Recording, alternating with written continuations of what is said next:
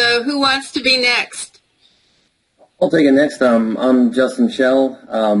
I run an online homeschooling community at myschoolathome.io. A lot of the tools that we've built to find homeschooling options are also good tools to use for families looking for pods and other supplemental activities, things like that. So that's why I came today to tell people what we can offer and see what everybody else is looking for and how we can help. Super. Thanks, Justin. So just quickly, guys, I noticed we have a lot of our same participants from our educational entrepreneurs thing. I'm glad Harris, hey Harris, I'm Frazier. So Harris and I, Harris was kind of like the newest educational entrepreneur, right? He created this pod, PodWorks, right? PodWorks is the name of it, and he's got this beautiful space, as you might expect from an architect. He's got this beautiful space, and people on Nextdoor have been raving about how they wish they were fifth graders so they could come and join you in that space. So that's really cool. Just a little thing, as hopefully as we get some parents coming in, just be aware that you can move around this space. So if you see somebody you want to talk to, you can just move around and they can follow you, and then it's just you and them. So we don't have to do like Katina and I were talking about. It doesn't have to be a Zoom experience where everybody's either in the same room, or you have to kind of have the host move you around to rooms. This is like this is more of an approximation of the space where you can move around and connect with people. And there's actually some pretty cool functionality, because you can have like Google Docs and whiteboards and even PowerPoint presentations and stuff. So if you're thinking about, this is kind of a cool tool to use if you're doing any kind of online education, just something to check out. So, Cheryl, do you want to introduce yourself? Sure, I'm happy to. My name's Cheryl Buford, and I have not homeschooled my own kids. In fact, my children are now grown. I have 2 college graduates. They did graduate from Fairfax County Public Schools. I've been involved with volunteering in their schools, but also education reform, both at the local, state, and federal levels. So I ran for FCPS school board last fall, came close, but didn't win. But after that experience, it just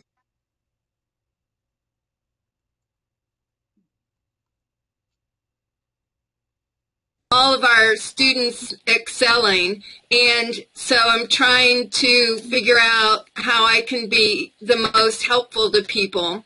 So I know public policy, and right now you all, those of you that live in Virginia or have contacts in Virginia, really need to be contacting your local legislators, because there's actually a bill, a budget amendment that, if it's passed, will give resources to home educators, or if people want to pay for computer technology or even tuition to private school, this is to provide resources directly to families. And it's the end of summer. There's a high likelihood it will just get brushed under the rug, and we don't want to let that happen. So I have a blog. I'm not sure the best way to get that out to you guys, but I'm happy to email it to you. And it has who to contact, and so that we can push this across the finish line. And the beauty of it, it uses unspent COVID funds, so it doesn't even impact the Virginia state budget. So anyway.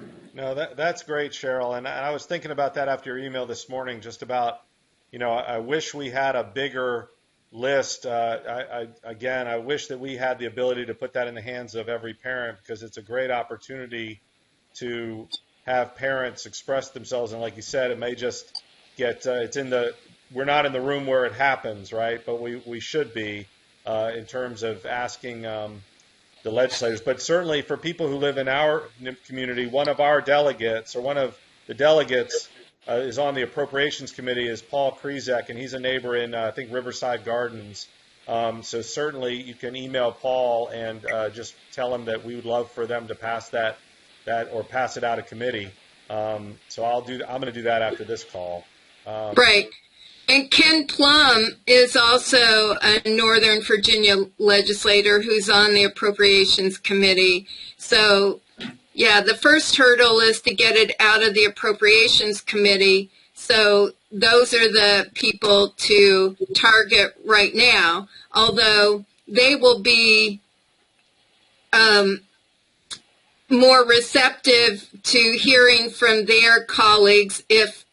If your representative isn't on the appropriations, I would still encourage you to call them, because they can put pressure on folks that are on the Appropriations Committee. Right.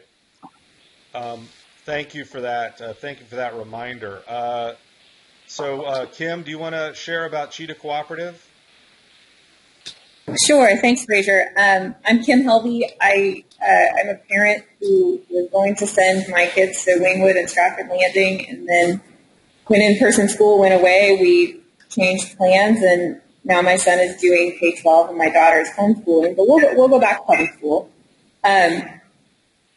So in order to support everyone, distance learners, homeschoolers, K-12ers, whoever, I started a cooperative here in my neighborhood called Cheetah Cooperative, and it gives kids a way to connect in small groups in person, COVID conscious, whether it's enrichment classes like Spanish after school for a few weeks, or playground meetups, or I think somebody's going to do a mountain bike event, just things that will help ease the tension of distance learning or whatever schooling arrangement people have, and give people a way to expand their social network.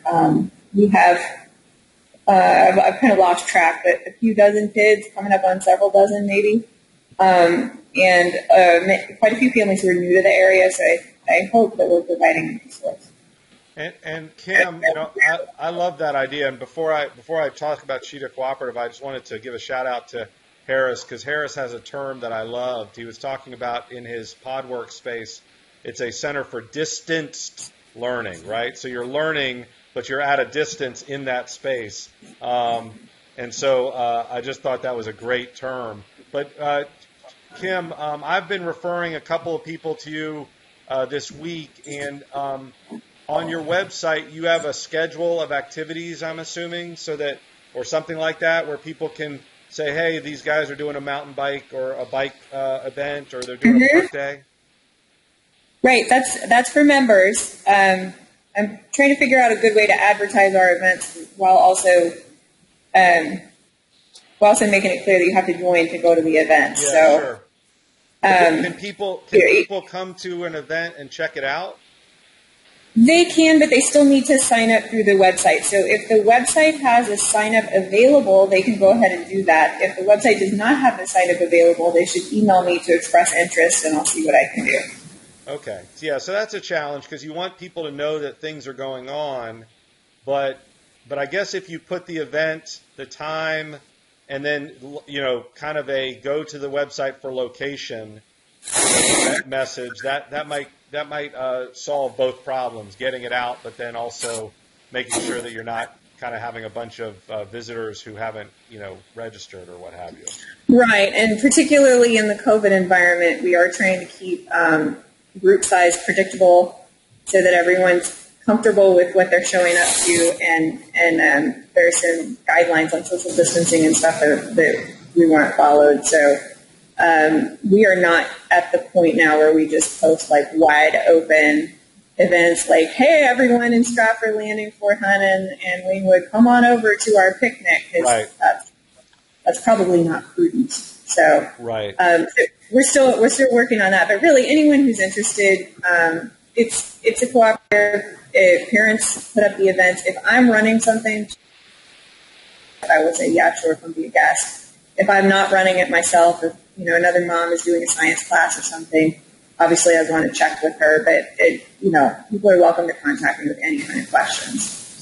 So Kim, what are you hearing? Maybe Kim and Harris, because you guys are hyper local. What are you guys hearing from the people who are responding to you? Like, what do you feel like are the present needs?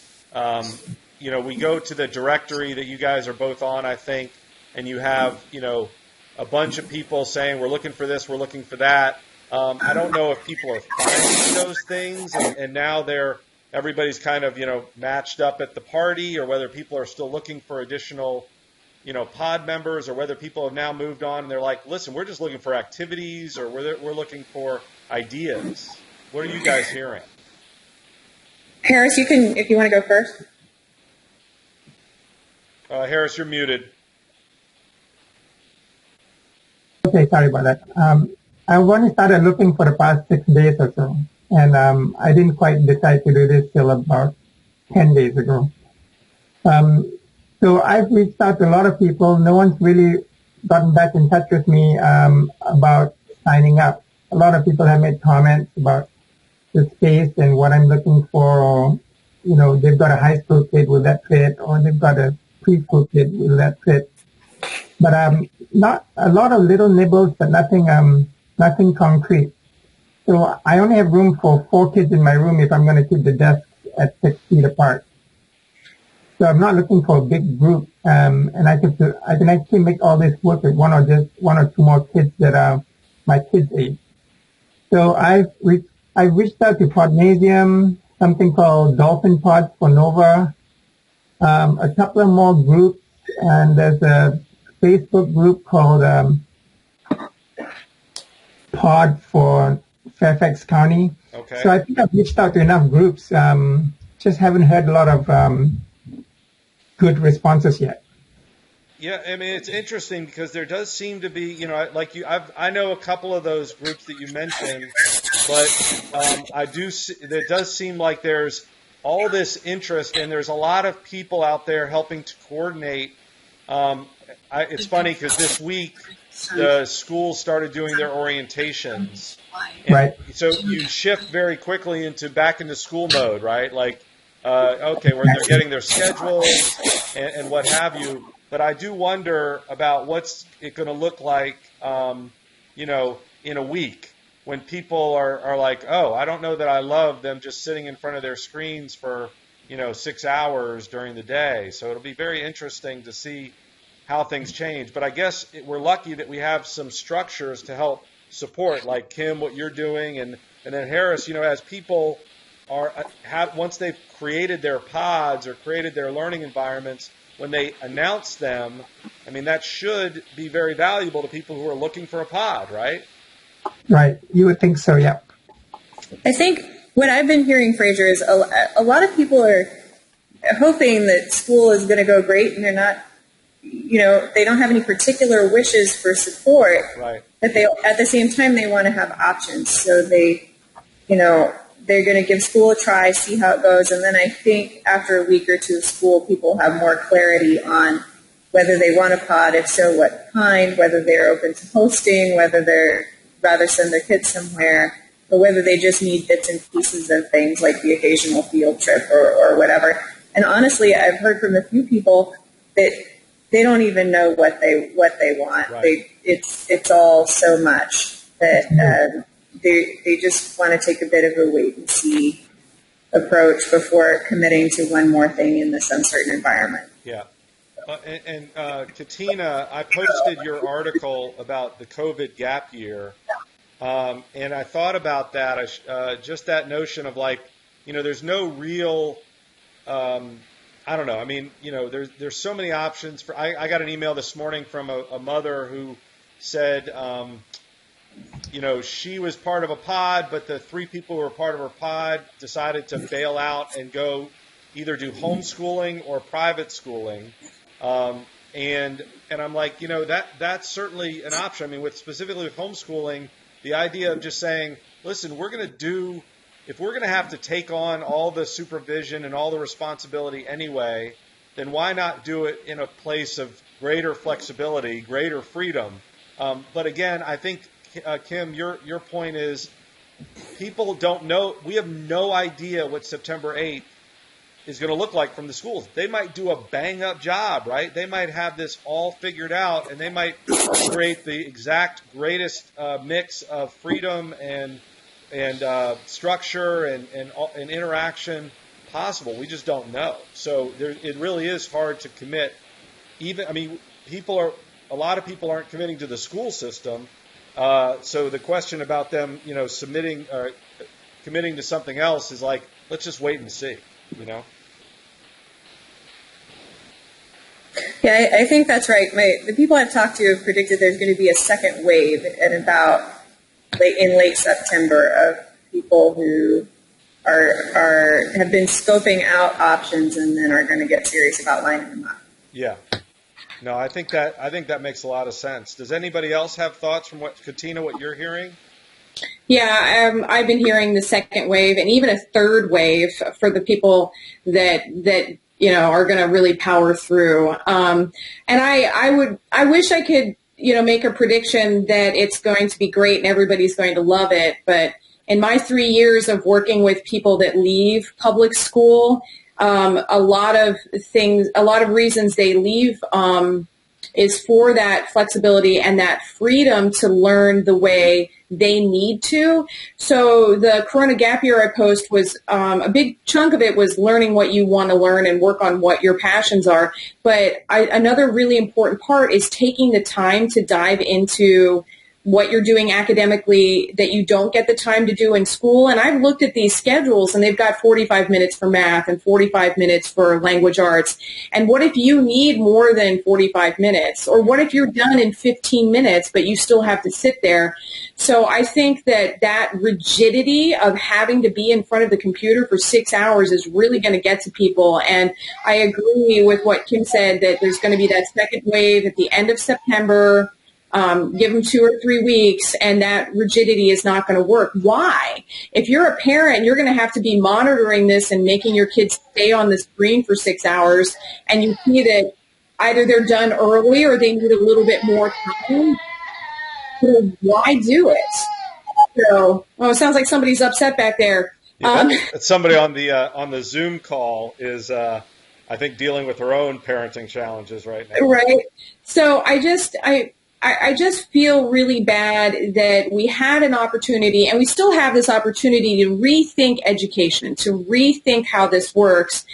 And the school system is trying to recreate the industrialized school model at home and make parents be the enforcers of compulsory education when we could have chosen a different version. Well, and I don't know. That's the thing, Katina. I agree with you, but I wonder.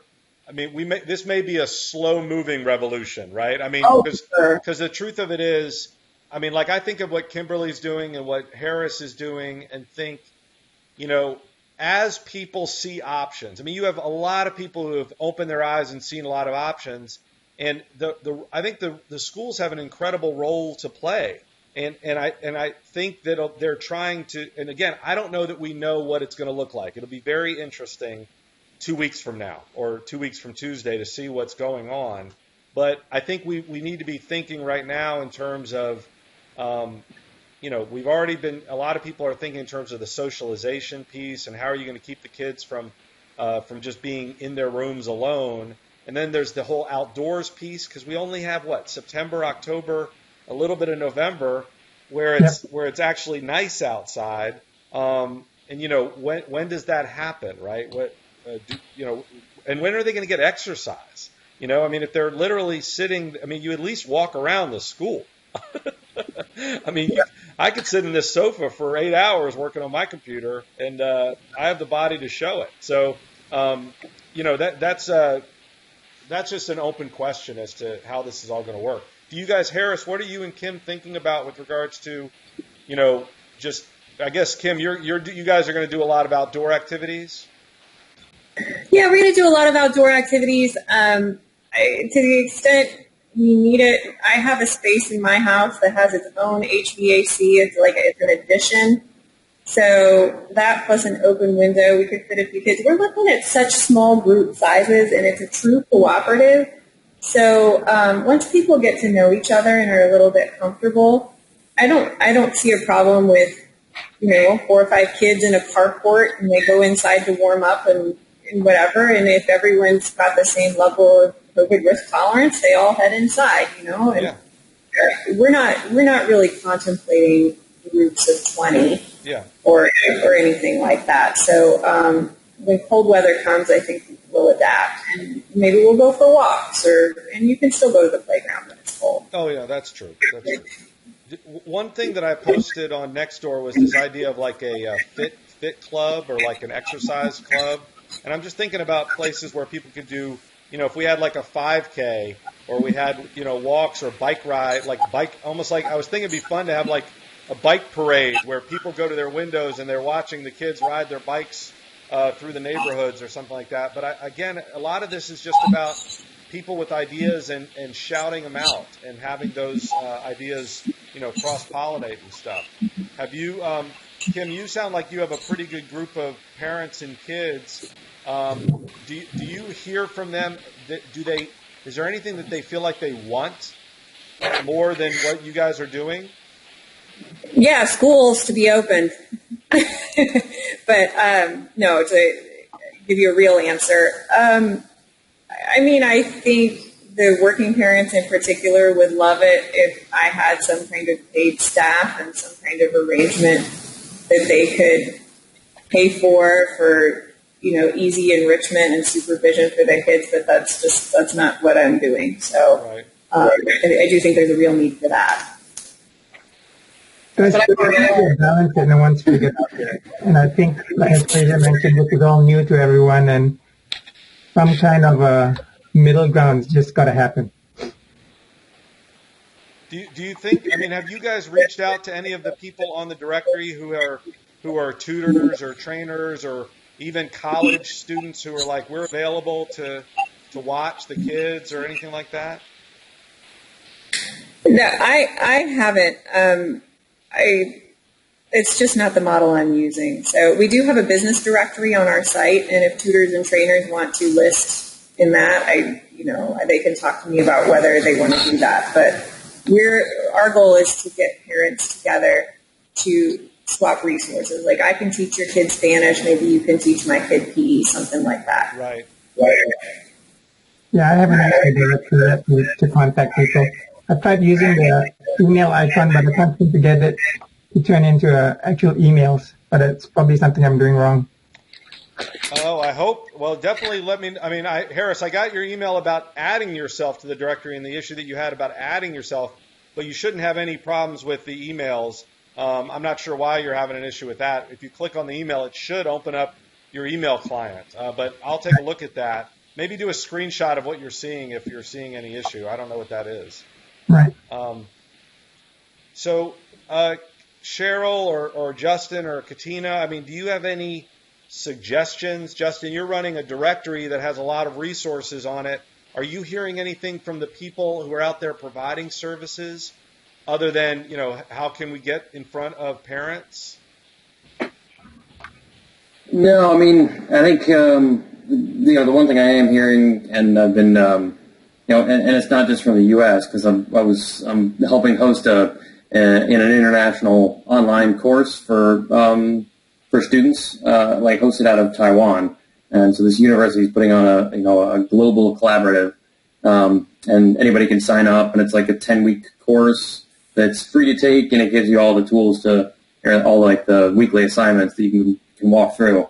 And I think it's a really cool opportunity, and it's free, and, they just can't get anybody in the world to sign up because so many people are just waiting to try to see what's going on, overwhelmed by the amount they're doing right now, so they don't want to take on anything else.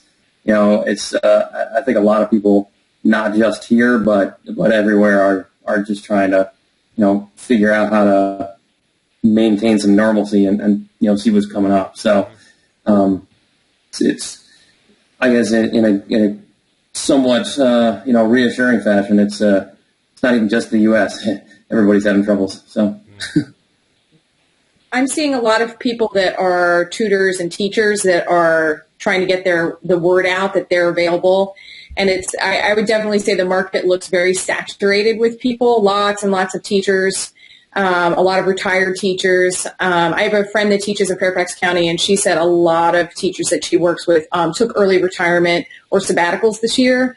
And I think a lot of those people are trying to tutor. So in Loudoun County, somebody set up a Facebook group to try and connect parents with tutors, and it's more tutors than families right now. So there are a lot of people offering their services to help people out. It's just, I think it's challenging to get them together. And Justin, I know you're working on helping people with that too. So thank you for that.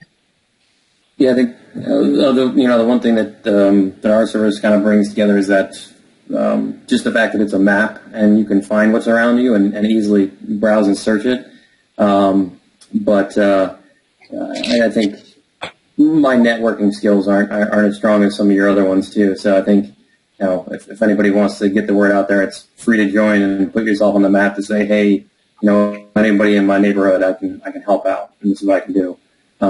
So that's kind of one thing I think that we can bring to the table that's a little bit harder to find is, what's right around me.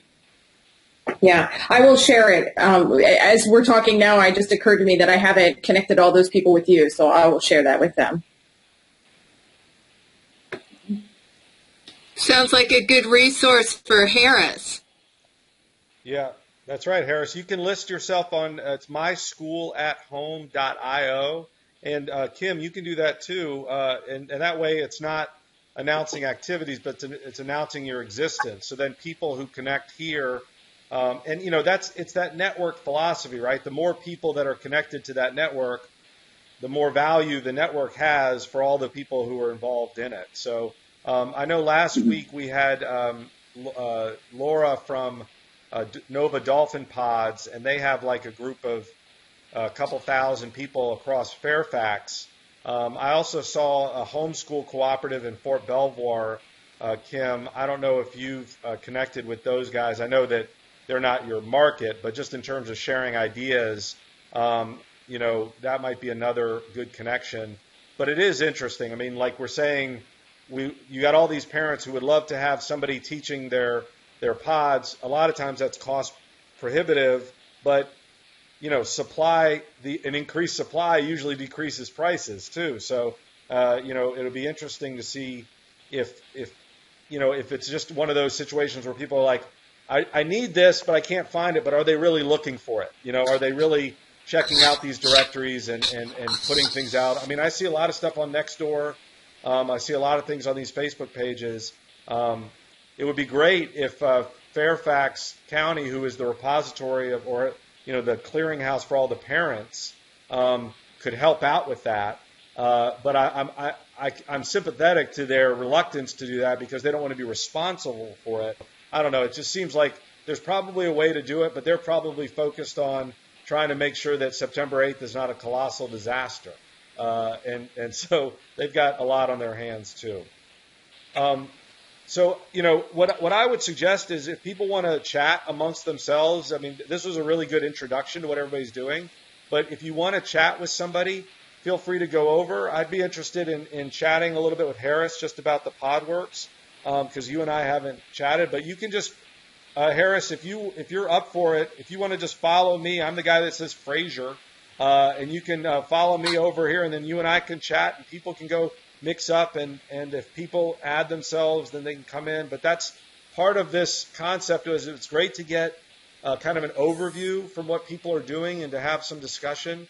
But the goal here would be to have people chat. And by the way, Cheryl, this is kind of what I envision the Ed Choice Summit in October looking like, right? Is that there might be rooms where people are speaking, but really it's a situation where people can go connect with each other, but using this kind of virtual space. So just FYI.